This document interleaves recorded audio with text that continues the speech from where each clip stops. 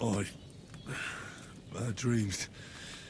You must be Pavlena, right? That's right. I came in the evening while you were asleep. Ma told me what happened to you. Then I helped Ma take care of your friend that... night? Hans? He's alive. How is he? Have no fear. He's alive, all right. Maybe too alive. Ma knows what she's doing, and that's the truth.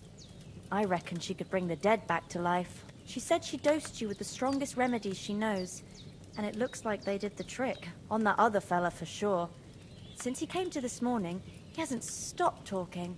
Yeah, that sounds like him, all right. And what about you?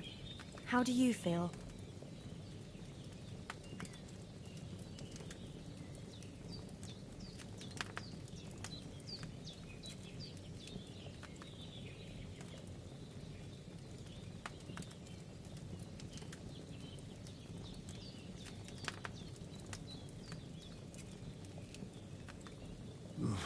Definitely better than yesterday. Thanks. That's good. Ma will be glad. But I heard you yelling in your sleep and went to check on you.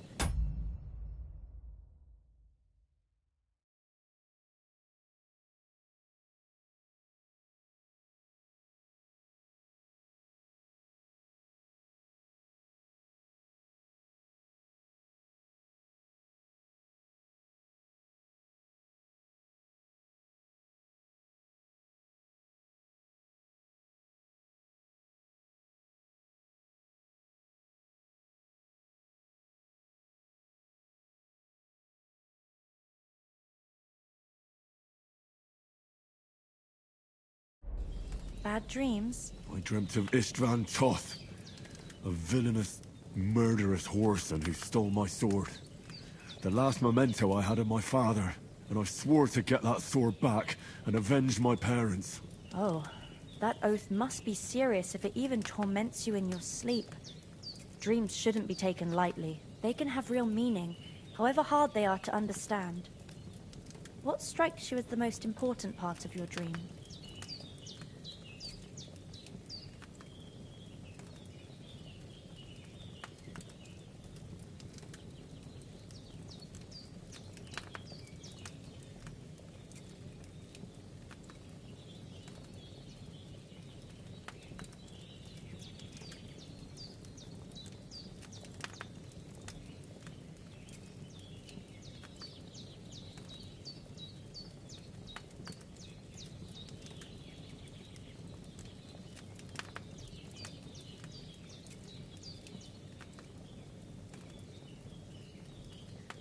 The sword.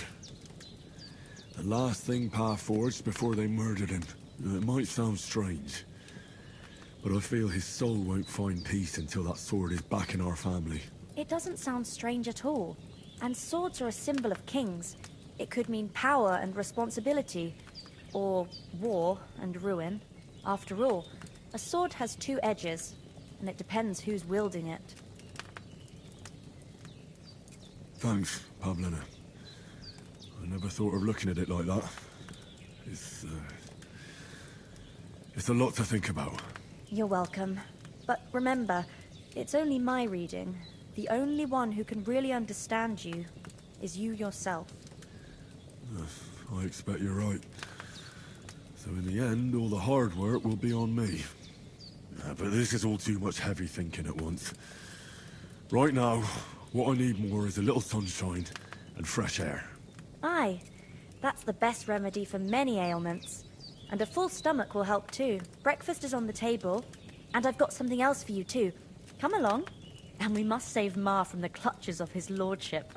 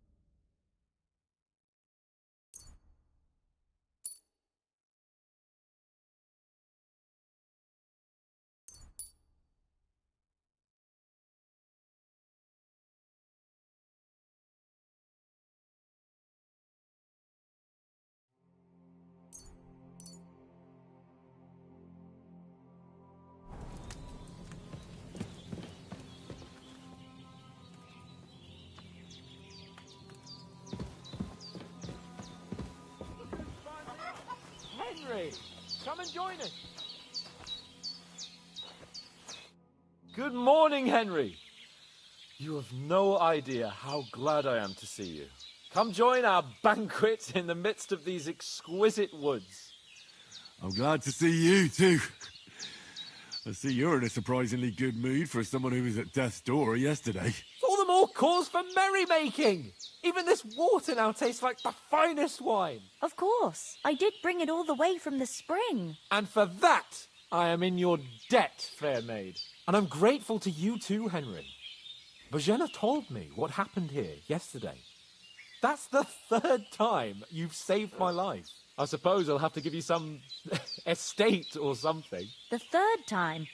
What in God's name happened the first 2 times? Now, Henry, don't make her beg. Tell this good maiden of your heroic deeds.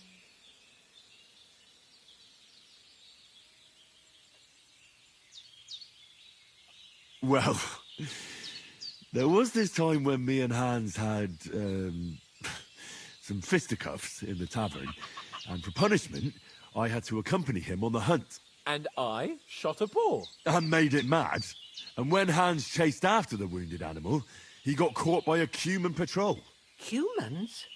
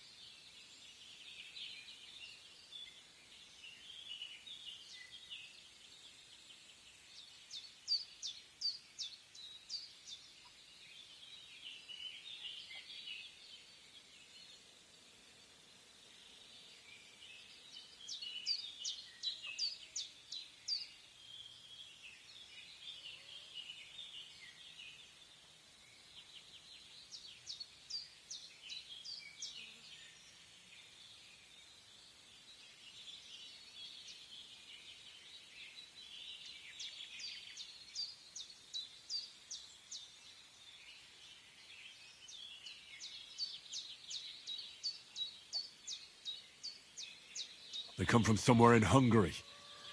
Sigismund brought them here to Bohemia as mercenaries. They're a very dangerous bunch. I told you about them, though. The fellas in the tavern in Zheleov were saying there's some foreigners like that camping in the rocks down by the pond. What? It's just what I heard. Whoa, that's all we need. I hope they don't turn up here. What could us two do alone against them? What could they want from us? But if they did come here to rob us, I'd shoot enough arrows into them to make them think twice. But the thing I want to know is, how did it end up with young Sir Hans? Well, as I said, they took him captive. Well, there must have been 10 of them. I hadn't a chance. You must have been seeing double. As I recall, there were two. That just proves how well you can count. Besides, they were armed to the teeth and had bows and armor. It might as well have been 10. Whatever. Anyway, with a bit of luck, I managed to free Sir Hans. Why the modesty? You got them. Maybe a stroke of luck, but as we know, al dentes. Fortuna juvat. See now, you've finally learned it. What? It's just this kind of motto of ours. Fortune favours the bold. Maybe they're really telling the truth about who they are. Who but a lord or a priest could know Latin? And priests they ain't. I can tell. And as I recall, you already got a pony from Uncle Hanush as a reward for saving me. Your pebbles. So I'll save myself a few groschen. But you never gave me anything for Talmberg. For Talmberg? What was that about then? The foe took the castle by subterfuge, and we planned a counterattack. Under the cloak of darkness, we scaled the mighty walls of Talmberg Castle to get inside and open the portcullis to our brothers in arms who were poised and ready to attack. And we almost succeeded. Only, along the way, Sir Hans here took an arrow to his noble seat. Seat? He got shot in the backside. My upper thigh, actually. Backside it was. But that's no joke either. It's not easy to run with an arrow stuck in your arse. If I hadn't carried him... I admit it, you saved my arse. Well, now, you two have been through a thing or two. As far as I can tell, it really was his backside and not his thigh. I examined Hans and saw the scar for myself. But I reckon you paid off part of your debt the other day, sir.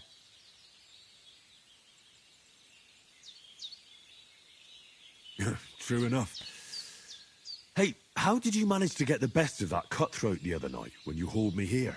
To be honest, by a stroke of luck. We were fighting outside, but that fucker got a hold of his falchion and let me have it in the guts. I thought I was done for.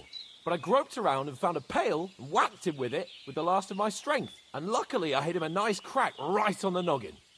Can't remember a thing after that. My word. Fortune really does favour you. You chose your motto well. Once we get back to Ratai, I'll have it inscribed on my shield. Do tell. What else did the two of you encounter? Quite a lot of things. But I'm afraid we don't have much time for storytelling right now. We came here on an important mission, and we cannot afford to dally any longer. We have to get to Trotsky as soon as we can. How far is it from here? Not far. Once you climb the hill above Gelioth, you'll see the castle. All right. I think we should get on our way as soon as possible. I'll prepare a bit of food for you, for your journey. Bajena, I don't know how to thank you for all this. But I do. Once we've settled our business with von Bergov, I shall reward you as befits a knight. You have my word of honor. Now you've got me curious. I never got a knight's word before. For a start, you can leave me that spade. We can't manage without it. Yes, of course. And thanks for everything you've done, Bajena. I have something for you, Henry. Ma had trouble because of you, but I know you didn't do it on purpose, and you protected her when she needed it. I want to thank you for that. Take this potion. It will help when you're in danger or don't know which way to turn. Have a little sip each time, and it'll save you a lot of trouble. You'll see. It's not all that hard to brew. With a bit of practice, you could manage it yourself. Thanks, Pavlana. This'll come in handy. No doubt. But we'd better get going now. Hans is right. We're very glad we met you. And we're obliged to you for your help and hospitality. God bless you. And you too, sirs. As Henry says, may God bless you for your generosity and your healing arms. And you have rightfully earned the gratitude of...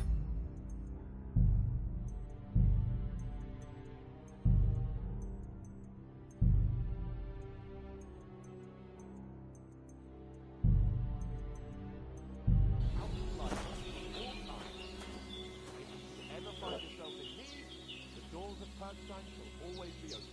Thank you, sir. Though, I'm not sure I could find the way to Perkstein. Hopefully we'll never need to take up your offer.